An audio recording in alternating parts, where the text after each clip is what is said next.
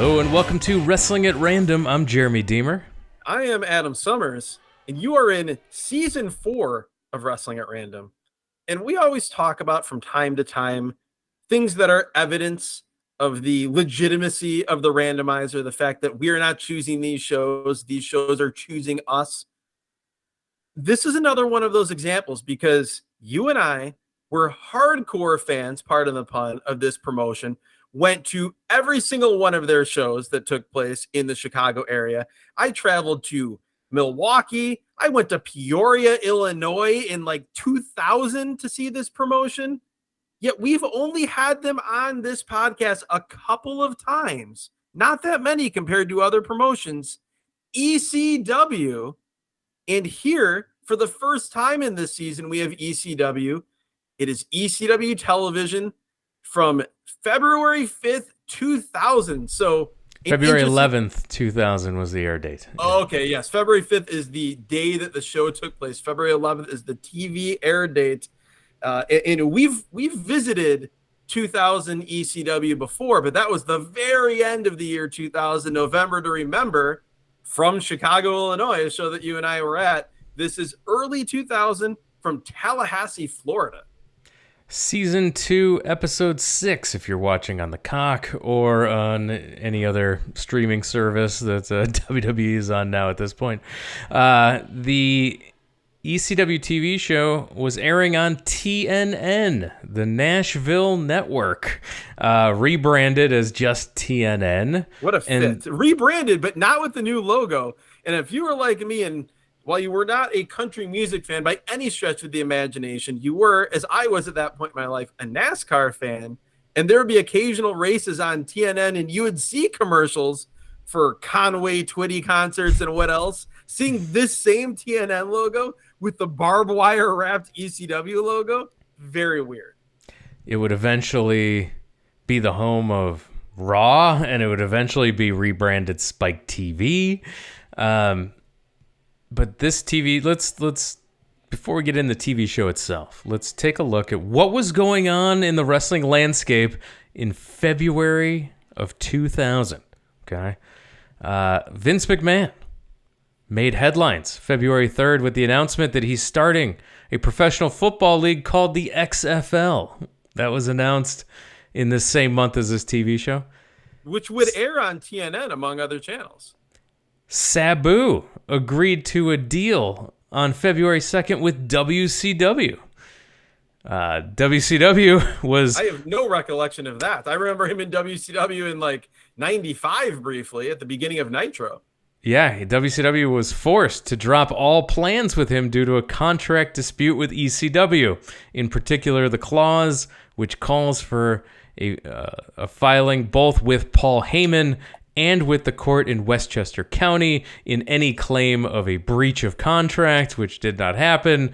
He was trying to get out via a breach, didn't do it. WCW, in a letter to Paul Heyman, said they had no interest in buying out his contract.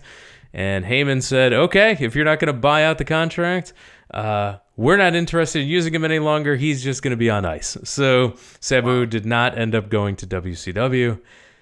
The end of the month saw the 27th have a No Way Out pay-per-view in WWE with Triple H versus Mick Foley in a Hell in a Cell match, which was the last episode of season 3 of this podcast. It's also our most downloaded episode of this podcast. So yes, our most listened to. So there's a very good chance if you're not a brand new listener, you've already heard that episode. But if you haven't, that would be a fun trip back in time to orient yourself as to where this show is taking place. So little context of what's going on in the world of wrestling as we head to this show coming to you from Tallahassee, Florida. 2,000 fans in the crowd. We'll get to that in a second. The show opens, though, with Paul Heyman doing a voiceover telling us that we'll get an update on Rob Van Dam and his broken leg. And Raven will take on Justin Incredible. For the first time, a first-time singles matchup between Raven and Justin Incredible. The RVD injury was a massive blow to ECW at that point. I mean, you think about all the guys who had left, some had come back, but the roster, it doesn't necessarily feel like it on this show.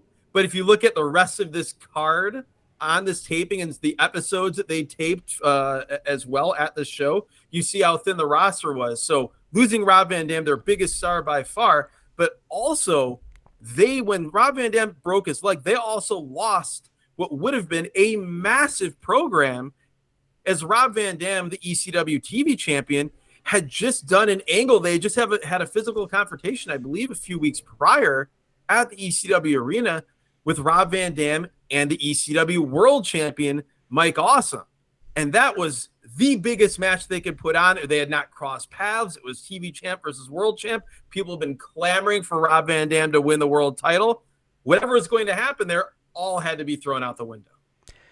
Yeah, the injury to Rob Van Dam, he suffered it on just a baseball slide. Of all the crazy stuff that Rob Van Dam does, it was a baseball slide to the drop kicking a guy on the floor and catching a snag on the mat, basically, as he slid, if I'm not mistaken. Exactly. His injury was a combination broken ankle and broken fibula, and he was out of action for 3 months. So a tough break. And they never went back, for a confluence of reasons, including Mike Awesome, most notably leaving ECW.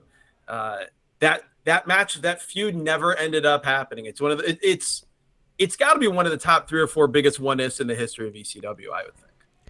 We then get the perfect ECW theme music and the open for ECW on TNN, which is not, thankfully, with all the travesties of music having to be dubbed over in ECW, thankfully that was an ECW original theme song that WWE got the rights to when they bought the whole library. So thankfully we get that at the open of every show. 2,000 fans in Tallahassee. They're doing the Florida State University Seminole chant, celebrating a national championship recently there. They're also jam-packed in this building. It looks, again, this isn't a huge building, but the way it's lit up, where it looks packed. It's grimy, but still brightly lit, and it is as full as could be. It really took me back to, as much as these are the dying days of ECW, this is the final year of ECW, and there's so many problems mounting, even with this thin roster and all of that, they still got big crowds at a lot of shows in 2000 going into 2001. Visually, when you look at this, you don't think promotion on its last legs when you compare it particularly to the other promotions that we've watched in their dying days, whether it be 1987, 1988 AWA, or World Class, that time frame of World Class, or 89 Continental. You watch those and there's no mistaking that this promotion can't survive. You don't get that feeling watching this open and seeing this crowd. Joey Styles is welcoming us to the show. He's in the ring with Joel Gertner. As Gertner starts to do his introduction, he's interrupted by Cyrus and the future Don Callis. Cyrus comes out. He's representing the network. He's basically the story is they're making the TNN network into heels. And because of the legitimate problems that ECW is having with TNN, not advertising the show, not pushing it, all that sort of stuff. Cyrus is the physical manifestation of the network. He almost never mentions TNN. He always just says the network. But the story is that he was hired by TNN to be the technical wrestling advisor to the company. That was his, or to the television station. That was his official title. It's also a trip to see, after so many years of seeing what Don Callis looks like now, to see him with his long hair, kind of balding up top, but long hair, like the Jackal style, but sounding like Don Callis. It throws you off. Yeah, and this character was phenomenal. Nobody, this was really the first time people got to see what Don Callis Cyrus was capable of. Was this role, because he was so good in executing this role. It was fantastic, just nonstop entertainment. Much better than leading the Truth Commission in '96 WWF. He's incredible here. He's talking about how, the network doesn't care about Rob Van Dam being injured. They only care about ad revenue, attendance. At this point, there's a loud a-hole chant, and then he screams ratings. The best part of the Don Callis character, though, is how emotionally invested he is in the success of Roller Bowl. It's Roller Jam. So there's Rockin' Bowl, and then Roller Jam is the legit show. Like their reboot. TNN was rebooting the roller games, and one would air after. I think. I believe it was Rockin' Bowl was the lead in, and then Roller Jam would be on immediately after. We'll talk at the end of this podcast about ratings, and I'll include Roller Jam in there too. But he was so great. Ad revenue, live gate attendance, and ratings. And what's important is you are the lead-in for Roller Jam.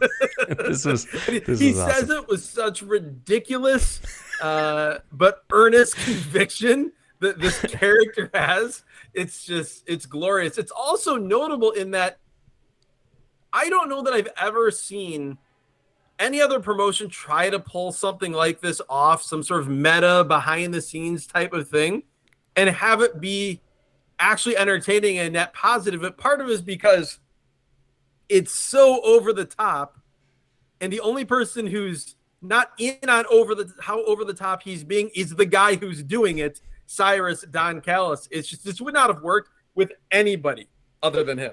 No, and he's always got the headset on, and he's listening to someone's always feeding him additional information in the back. He's doing the pause and taking a listen. He'll stop and leave the microphone, and not he'll take a listen, but he'll talk to the production truck for a second. It just nailed every little nuance of it. He calls out Spike Dudley, RVD's little buddy, to come out and defend the TV title on RVD's behalf tonight against two men, against the Dups. Those Dups. I had flashbacks to one of our first episodes, the Dup Cup on NWA TNA weekly pay-per-view number 8, I believe it was. Yes, you are correct. It is the worst segment I've ever seen in the history of my watching of pro wrestling. Was Agreed. NWA TNA monthly pay-per-view number 8. It is in your free feed right now. Go back and listen to us talk about the Dup Cup and the worst segment I've ever seen in my entire life. These are those same Dups. Spike Dudley comes out, and he is loved by the people. Spikes just immediately kicks them in the balls, hits the acid drop on both of them, and gets the pin in 13 seconds. Both Dups had already signed developmental contracts with WWF, so they are on their way out. This was their swan song. They had not been there for very long, but this was their send-off, such as it was. Also, again, we like to do on these ECW TV shows that we watch off of the network or Peacock, give a bit of a report on the overdub music. This was an acceptable generic version of Highway to Hell, which was Spike Dudley's entrance music. It was not distracting. It was not what the actual song was, but it was not distracting, and it gave you enough of the sense of what his actual entrance music was that you could move on. What was distracting, however, was the big Acclaim ECW Hardcore Revolution banner in the background.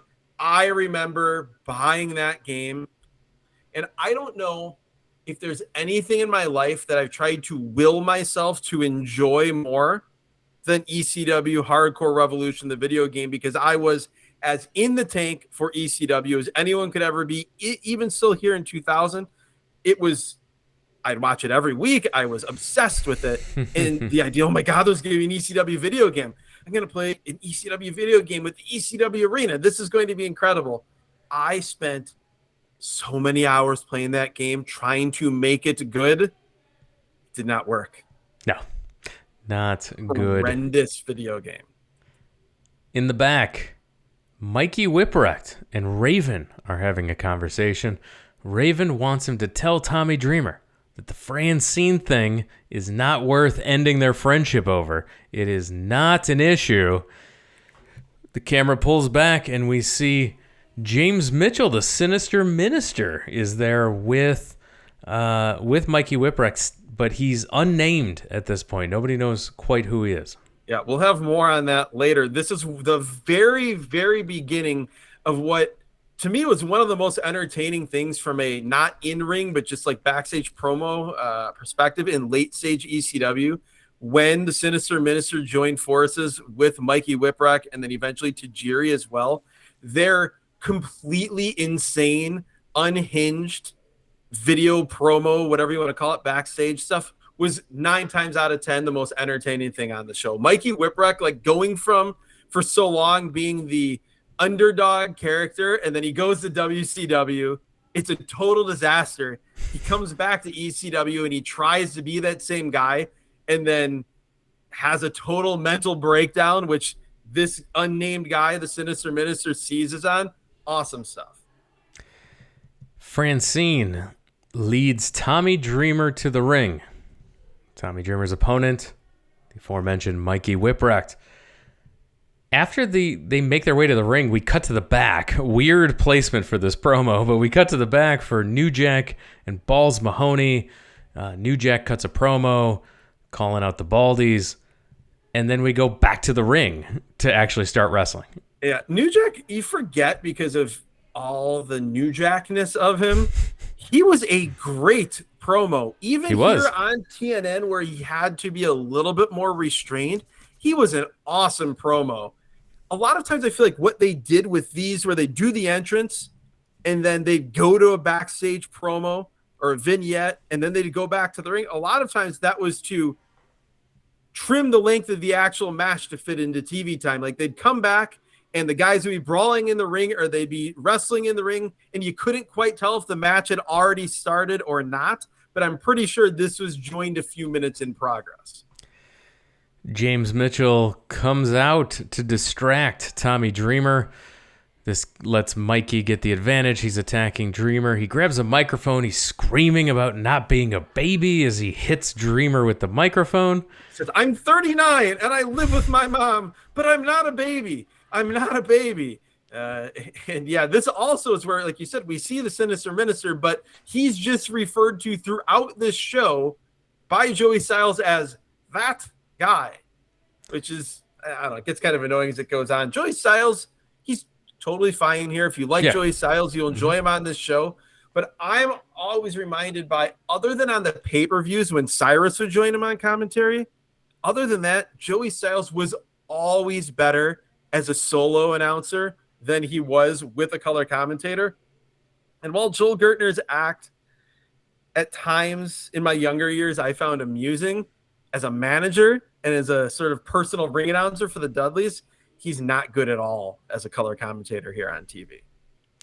Dreamer backdrops Mikey into the first row. Dreamer has the mic. He calls him something that gets bleeped out. And then they fight into the crowd. They go up the stairs.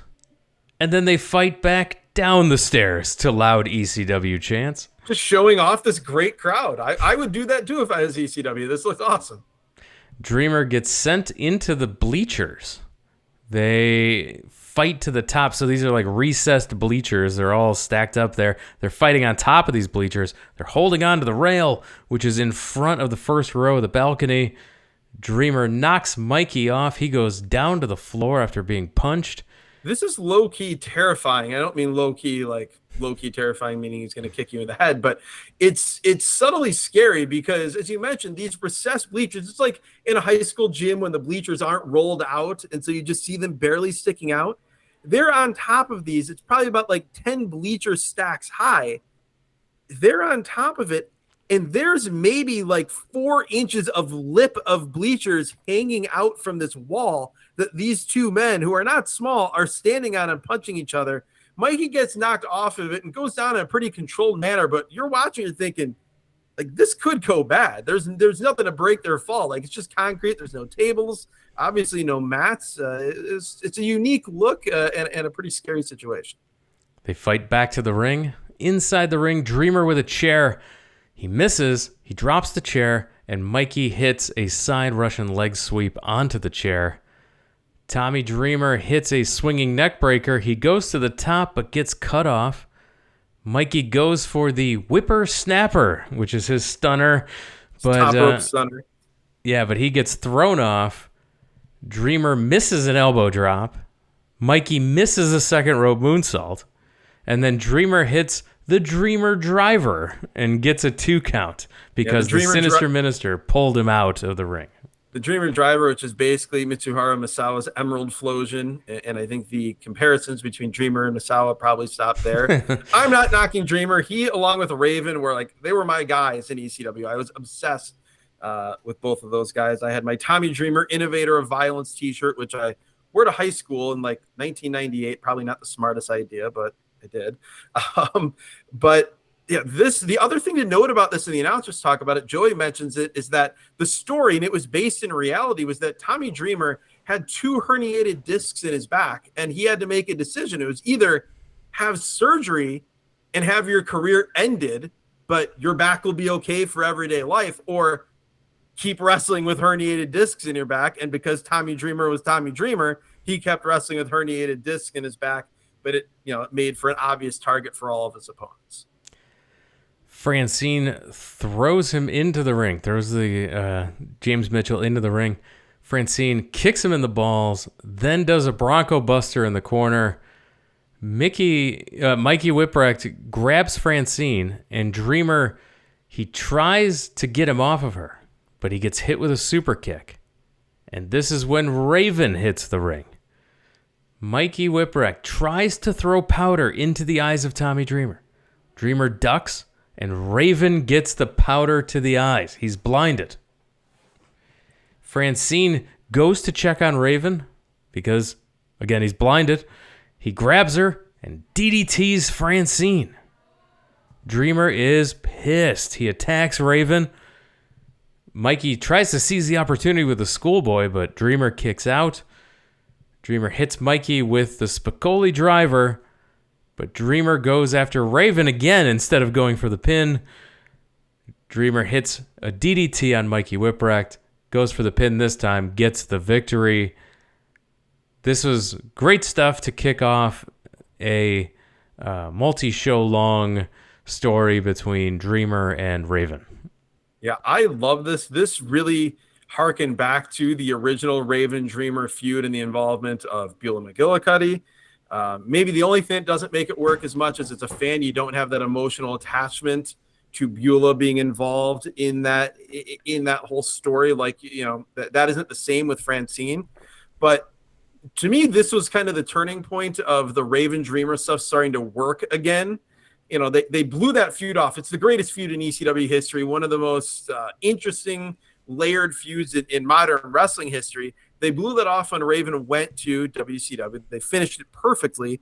Then Raven becomes available. They bring Raven back, and it's like, okay, what do we do after we had the perfect ending to the story? They put them together as reluctant tag partners. They win the tag titles.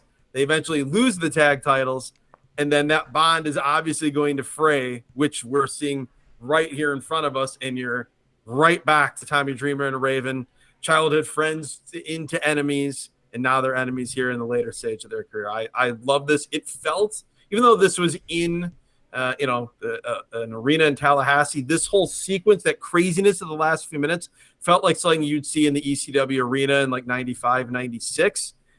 It's the type of stuff that only ever worked in ECW. You see TNA try to do something like this. You'd see WCW try to do it. You see modern promotions try to do it. It's just an overbooked mess. But in ECW, 9 times out of 10, it would be awesome. And this was definitely one of those 9 times. After commercial, Tommy Dreamer's in the back. He's asking where Francine is. Some dude makes a crack. He says probably banging Raven, and Dreamer attacks him. Someone finally tells him that she's actually at the hospital. And then some dude tries to explain, as Dreamer's ready to book out of there straight to the hospital, some dude tries to explain to Raven that hey man, Raven was blinded. He gets attacked for speaking without being spoken to. Well, that's the thing I loved about this too, is again, it harkened back to before with Tommy Dreamer, where he's the ultimate good guy. He's the Dusty Rhodes of ECW. He's the common man fighting against all odds. But Raven draws something out of him that almost turns him into Raven. Like that's kind of the story that we always see. And you see that a little bit here.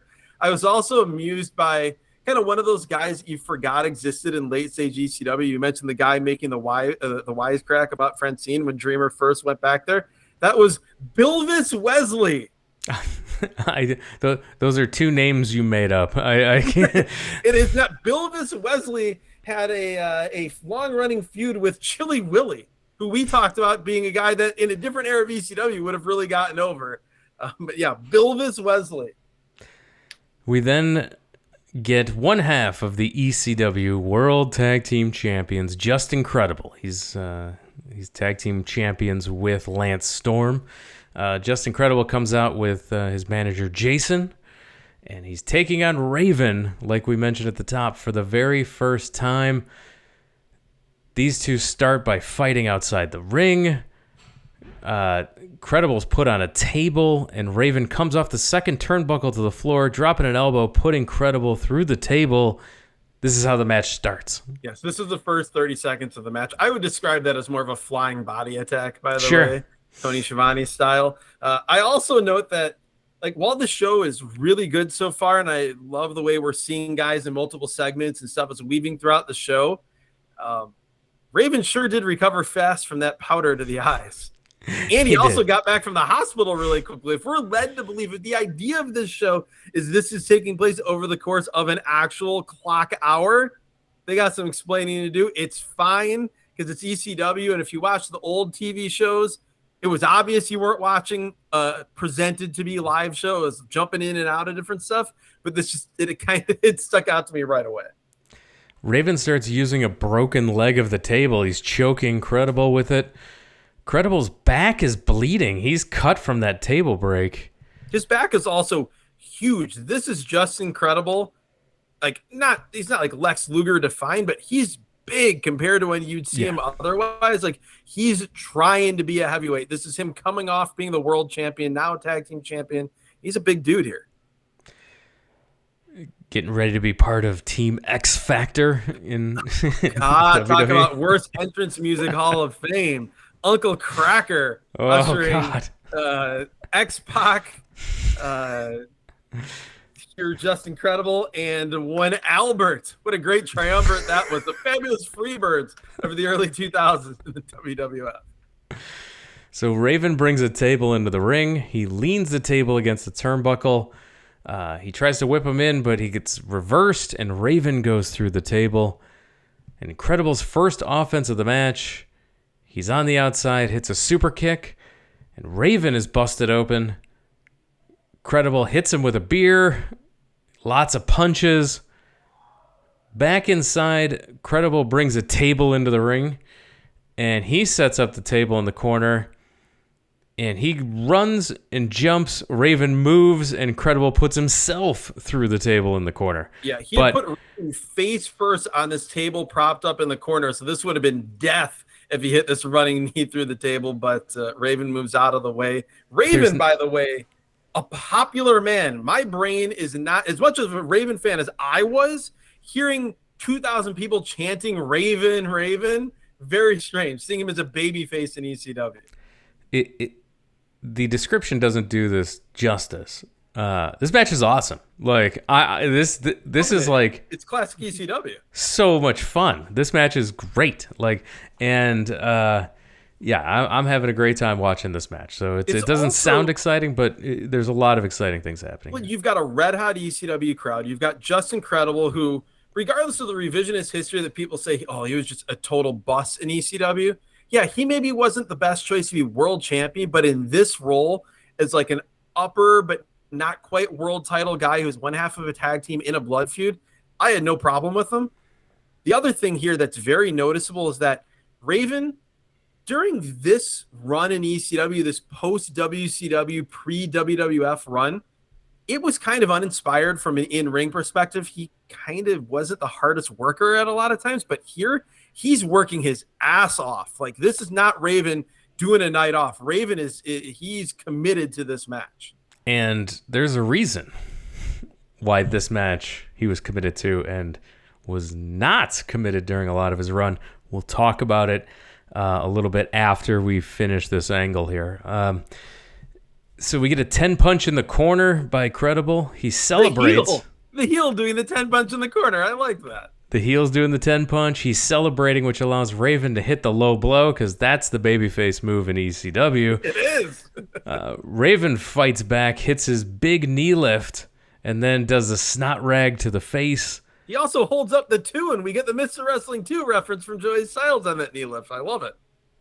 We then get Lance Storm appearing out of nowhere as he comes flying in and hits Raven with a weapon of some kind. It was so fast I couldn't even make it out. I think it was Just Incredible's Singapore Cane, but I could be mistaken. Raven kicks out at 2. Raven goes for the even flow DDT on Just Incredible, and we see Lance Storm fly in again, this time off the top rope, clotheslining Raven. Lance Storm brings a chair in.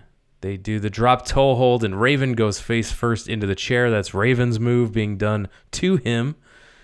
Dreamer, we're told, is at the hospital with Francine, so no one is here to help save Raven from the Impact players double teaming. Or beat him down, because as Joel Gertner said, even if Tommy Dreamer was here, he might come out, but it might not be to help Raven. Storm DDTs Raven on the chair, and then a spiked tombstone pile driver. So the tombstone pile driver was Just Incredible's finishing move. That's incredible. Incredible. What a great name for a move. And Lance Storm comes off the top to give it a spike onto the steel chair. Credible with the mic. Storm says he's from Calgary, Alberta, Canada. Credible says that's just incredible. They're celebrating over the body of Raven until Danny Doring and Roadkill make the save as we head to commercial. That was not who I expected to make the save. Like, it wouldn't have been in real time, I'm sure, as I was watching this. And then also here, watching it many years later, I don't recall Raven ever interacting with Dreamer or with Doring and No, Roadkill, it's probably the guys who are next in line for a tag title shot. Exactly. It's they're opportunists, seeing this is their time to get in front of the tag team champions and take their shot. That aside, again, like you said, this was awesome. The match was super fun. Heated ECW style action. And again, I really like that we've got wrestlers and storylines that are weaving in and out of the show throughout. It's not just a collection of unrelated segments. After commercial, Paul Heyman is in the ring with Dusty Rhodes, and they're tending to Raven. Cyrus is back. What a weird sentence that is, by the way. After the commercial, Paul Heyman is in the ring with Dusty Rhodes tending to Raven, and this is happening in the year 2000 in Extreme Championship Wrestling in Tallahassee, Florida. Cyrus is back. He grabs the mic, and Cyrus and Dusty have a promo confrontation. I'm just going to let it go. I'm going to let the pros show you. Got a man down. Look, Dusty, you were network, you were office, you and I are just alike. Would you please tell this moron that we need to get the goddamn wrestler out of the ring? This isn't about the wrestler. This is about the network, for Christ's sake. We got... Let me tell you something, and you listen up. It ain't about the network.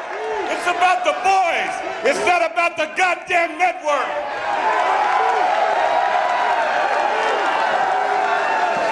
With all due respect, Dusty, please do not kayfabe me this about the boys, all right? You know as well as I do that it is about the network. Dusty, I'm in on the gimmick. I'm office. I am network.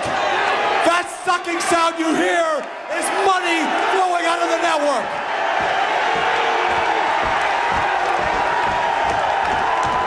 Ratings are dropping. Channels are changing. This is a ratings disaster. We got Roller Jam coming up. We need the boys. Let me lay this on you. I don't have to stand out here and listen to your ass talk about the network. It's not about the network. It's not about high ratings. It's about the boys that put their ass on the line each and every night while guys like you have a job. Yeah, and let me, since I'm here, I'm gonna go ahead and lay this all out. You just wait. Hey, tell the people at the network to call my ass if they want to talk to me about this time. I came to ECW for one reason, to see Paulie, and got drawn in to a situation. I got drawn in as an old man to a situation. I got my ass kicked by the young Turks, if you will, of ECW. You know why? Because it's about the boys. It's all about the boys. Them boys back there, they are not a bunch of nobodies. They're a bunch of somebodies that pays your bills. They pay your bills.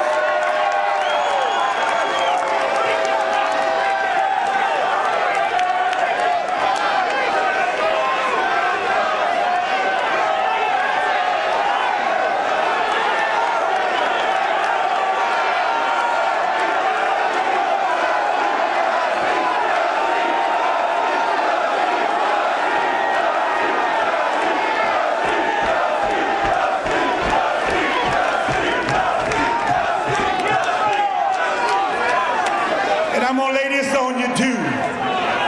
When you're thinking about it, when everybody's thinking about it, all them young lions are after one thing back there, and that's Mikey Awesome's World's Heavyweight title. I'm not here to win no World's Heavyweight title. I'm here because for 30 years, these people gave a what I did. They gave They cared what I did. They cared what I was talking about. They cared I was going. They cared how I felt. They cared when I bled. They cared when I was hurt. And they cared when I kicked somebody's candy ass like yours. So don't tell me about the networks. I don't want to hear about the networks. The networks can...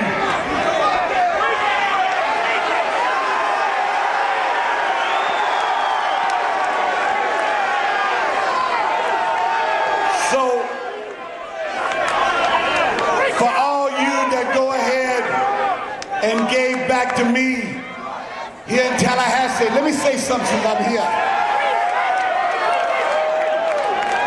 In the ECW arena in Philadelphia, them hated me for a lifetime, brother. They hated my guts. But when I went into the ECW arena in Philadelphia and showed them respect, they gave it back to me, baby. You didn't give it back. The network didn't give it back. So that's the deal with this. Steve Corino's in the ring. Excuse me, Mr. Dusty. I'm already through with you. I don't want to hear this. Oh, you don't want to hear it from me, Dusty Rhodes? Are you scared I'm going to tell the truth about the real Dusty Rhodes? I already put you to rest, little Stevie. You need to go back, take a little powder. Doesn't Corino remember being bloodied by the Dream in Fort Lauderdale? What is he thinking? Somebody ought to punch you right in the nose, but I ain't. The hell I ain't. What a right! Flying a Gilbo on Cyrus! That is everything I've ever wanted in professional wrestling talking. Dusty Rhodes cutting emotional pro ECW promos in Tallahassee, Florida, with Don Callis trying to tell him about how it's not about the boys, and Dusty saying it's about the boys like you just heard. Just perfection. Just inject this deep into my veins. It was just enough Dusty making no sense, but saying it in the most passionate way possible, that you're moved by the words. You're like, I think I'm on board. No, I know I'm on board with what Big Dust is saying. The view never changes. That is 100% true. Yeah, exactly. Dusty being Dusty in all its greatness and confusion. So Steve Corino comes out to confront Dusty Rhodes. Their feud is continuing, and I'm watching Steve Corino, and I was like, who does Steve Corino remind me of? And he reminds me a lot of Adam Cole, is what I get from Steve Corino. Like, for sure. I mean, Corino was definitely more of a comedy character. I mean, I'm biased because Steve Corino, like I talked about Raven, I talked about Dreamer. This era of ECW, Steve Corino was my guy. Steve Corino, when he won the ECW World Title, November to Remember 2000, which we talked about, we did the podcast of. We were like not ringside, we were in like the actual arena seats of the Odeum. The count hits for 3. Corino wins. I jump over the rail of the row where we're at, separating us from the ringside. I run down to the entranceway because I want to see Corino celebrating to win the title. So not objective at all, but I could definitely see that. The like undersized, long-haired, good talking heel who talks his way into situations, and you're like, oh, can he fight his way out of this? Yes, that's exactly you said it so eloquently. That's exactly what I was thinking when I'm watching Corino here. Dusty now cleans house. He's throwing elbows. He's beating up everybody until Rhino attacks him from behind. They've got a bull rope out, almost like a figure 4, where they're trying to break the leg of Dusty Rhodes. Steve Corino is, and the beatdown is continuing until the Sandman emerges at the entranceway. The Sandman comes out. He's making the save for Dusty as the show goes off the air. Holy cow. A little punctuation on here. Yeah, Raven and Paul Heyman. This is from the Wrestling Observer newsletter. Dave Meltzer reports that Raven and Paul Heyman had a big argument behind the scenes just before this Just Incredible match started. Heyman wanted Raven to be laid out for roadkill and Doring to make the save, and he wanted Raven to do the stretcher job. Raven was complaining because when laying out the Mike Awesome Masato Tanaka match later on that happened at the live event, they were laying out spot after spot, which looked more damaging than any move that they were talking about that was supposed to lay out Raven for a stretcher job. So they were both going to get up from all these spots, and Raven was going to have to be stretchered out. So they were having a very heated argument about how to do this stretcher job. And so Raven was extra motivated to put on an awesome match coming off of that heated exchange with Paul Heyman. So I would say this is, like, thinking back on it, this probably is the best match, the best performance that he had in his return to ECW post WCW. Like, nothing else stands out like that outside of like some cool moments when he returned or different parts of angles, like an actual wrestling match. There wasn't much, but this was great. Yeah, so I mentioned the actual main event of this taping was Mike Awesome and Masato Tanaka for the ECW World Heavyweight title. What else was on this show? I think you've got the card up. Yeah, I think that the thing that's most notable about this, you talked about Mike Awesome, Masato Tanaka. That was the main event on the following week's TV. And we'll give our thoughts overall on this week that we just watched, but I think it's clear if you're listening to this podcast, you can tell this was a really good hour of ECW television. This was a really good show.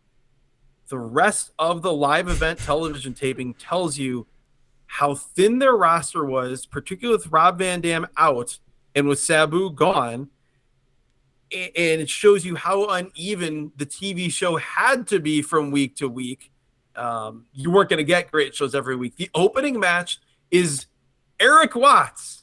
Yes, that Eric Watts taking on Tom Marquez. Eric Watts defeated Tom Marquez. Match number 2, Little Guido defeating Chaz Taylor. I pulled up this card, Jeremy, right before we started the podcast. I lost my mind when I saw Chaz Taylor in ECW 2000 because Chaz Taylor was one of the featured guys, along with his dad, at least in storyline, Tugboat Taylor, not that tugboat, but Tugboat Taylor, on the Global Wrestling Federation, GWF, which we've talked about in this podcast before. We did a bonus episode with the Jerry Lynn Lightning Kid 2 out of 3 Falls match. Chaz, along with Alex Porto, they were the other 2 guys in that GWF light heavyweight division. So that blew my mind seeing that here. We then had Kid Cash defeating Simon Diamond, That's awesome. Kid Cash was a bright spot of late stage ECW. I always enjoyed the Simon Diamond character. He was fine. Danny Doring and Roadkill defeating Chris Chetty and Nova. I feel like that match happened on every ECW show for about an 18-month period, which is appropriate. It happened here. Then we talked about the Spike Dudley, really nothing match of the Duffs. Super Crazy against C.W. Anderson. The Dreamer Mikey match, the Justin Raven match, and the main event of Mike Awesome and Masato Tanaka. So, like, with that roster, they were able to put together one really good show out of every 3 or 4 TV shows they taped, or the other choice was spread maybe 1 or 2 stars or good things throughout each of 4 weeks of TV. They chose the route of let's load up 1 week of really good TV, give another week an awesome main event with Awesome versus Tanaka, and then the rest is just what it is. ECW on TNN showed an increase with this episode to a 1.14 rating and a 1.9 share, with growth in all 4 quarters, peaking with a 1.27 rating for the ending of Raven versus Just Incredible and the post-match with the Dusty Rhodes interview and attack on him. Roller Jam, following this show, did a 0.6. 1.27 fell to 0.6. They lost more than half the ECW viewers. Wow, yeah. None of those shows. They had Roller Jam. They had like a monster truck thing they tried out in that spot for a while. There's Rockin' Bull, as we mentioned earlier. As far as this show itself, the thing that I'm really glad the randomizer pulled this, because there's, particularly for people that didn't live through all of ECW, including this era, there's this revisionist history, just like people say, oh, WCW always sucked. With ECW, it's like, well, ECW is great, but you get down to like the last year and a half, and it was bad. They didn't have any stars. It was never good. And that's not the case. The roster was thinner, but here you had an awesome show. The following week, it was main evented by Mike Awesome versus Masato Tanaka. You had guys like Lance Storm. You had guys coming up like Kid Cash. So there were exciting things to watch on ECW. And that said, I can't imagine they put together too many better, more well-produced hours of TV in 2000 or 2001 than they did here. Like, this really landed and felt like prime ECW in a way that I don't think you'd expect going in. Yeah, and that Dusty Cyrus interaction was a tremendous way to end a great show. So it's like, great show. We've got also some legends. We've got some great talking. We got great action. We've got a great story. This show literally had everything you could possibly want in a pro wrestling TV show in an easy to watch hour. You texted me and you said, this ECW show, easy watch, and that's an understatement. It was easy. It was enjoyable. This was a great show from top to bottom. I'm gonna ask you to pick your favorite thing on this show. For me, it's got to be Raven's performance against Just Incredible, because I was such a huge Raven fan, and I was so excited when he came back, and then I was so disappointed. And then so to see him pull something like this off and be like, oh, yeah, that guy's still there when he wants to be. And I think, honestly, for me, it's all macro stuff. It's Raven looking as good as he did, and then it's just watching an ECW show from the year 2000 that still felt like ECW, particularly when you compare it to the November to Remember 2000 show, which we talked about, felt so much like ECW trying too hard to be what ECW was supposed to be, but instead they just came off like it came across like a 12-year-old trying to act like a badass, like, senior in high school, whereas this just felt like ECW being ECW, and I can't say I expected that going in. Yeah, I think Cyrus was my best thing on this show, in addition to all the Raven things you said. I highly enjoyed that. Tommy Dreamer played his role incredibly well. So yeah, this was great stuff. Is there a worse thing on this show for you?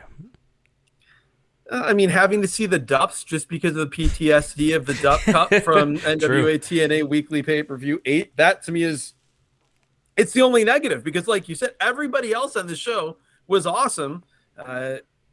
Cyrus is great. And like I said, I love the idea that there were very few things in this show that were siloed. Almost everything related to other things later in the show. And that feels like a type of booking and a type of TV show formatting that we don't get in modern pro wrestling anywhere near as much as I'd like to see. And so to see here the much maligned later stages of ECW still pull that off was really interesting and cool to see. Yeah, I'd say there's nothing show-wise. I have to go production-wise, and that's probably Joel Gertner's commentary is probably the worst thing on this show for me. I agree with that. It's the only thing that I could say not good. Everything else was good. Everything was great. Yeah. So we're picking at nits here. So that's great show. Thank you, Randomizer. Another fantastic the Randomizer coming through for us with a great show.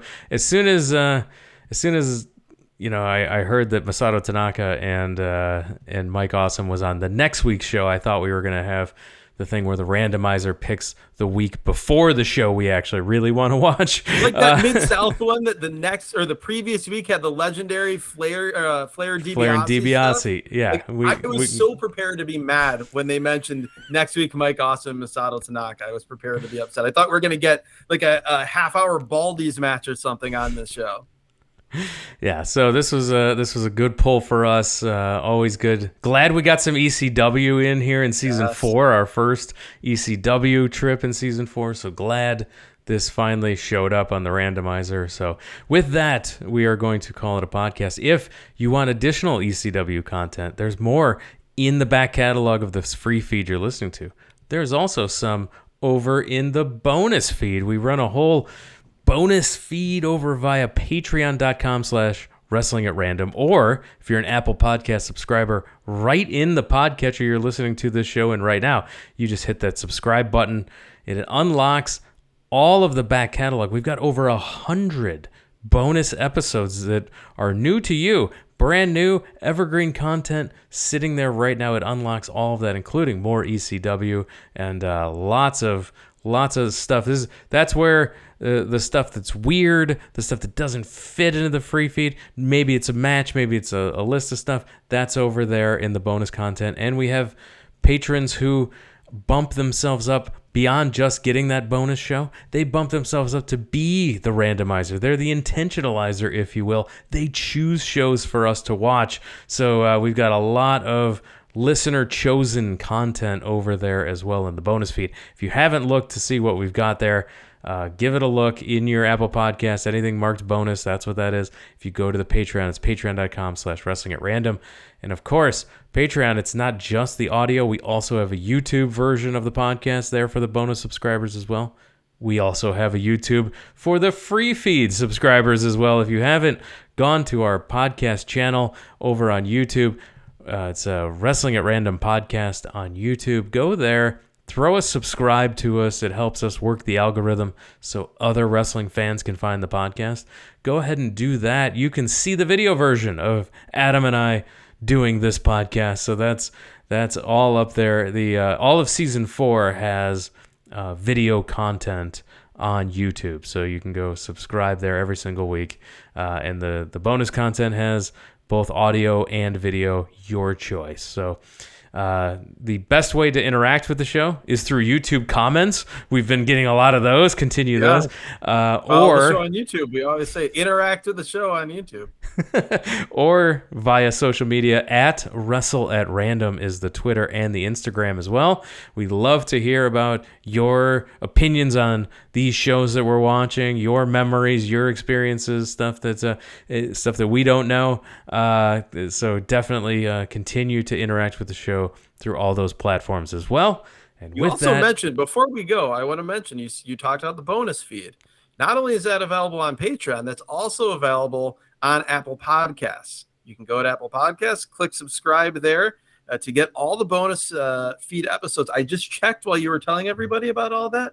As of this recording, we have 102 episodes on the bonus feed, exclusive, completely different than what you've heard on the free feed. It's an alternate history of this podcast. 102 episodes that you've never heard. And if you subscribe for 1 month, it immediately unlocks all those. So if you want to binge 102 episodes in a month, you can do that just for $4.99? Yep, it's a great way to support the show. If you can't support the show financially, just tell your wrestling fan friends about the show. Spread the word. We rely on you and your support. And with that, we're going to wrap it up. Adam, thank you for joining us. Yes, thank you, Jeremy, and thank you, Randomizer. This was such a breath of fresh air, such a fun episode of Late Stage ECW TV. Makes me think maybe that ECW on TNN show can survive. Maybe Cyrus can pull it off. With that, I want to thank everyone for listening, and we'll talk to you again next time.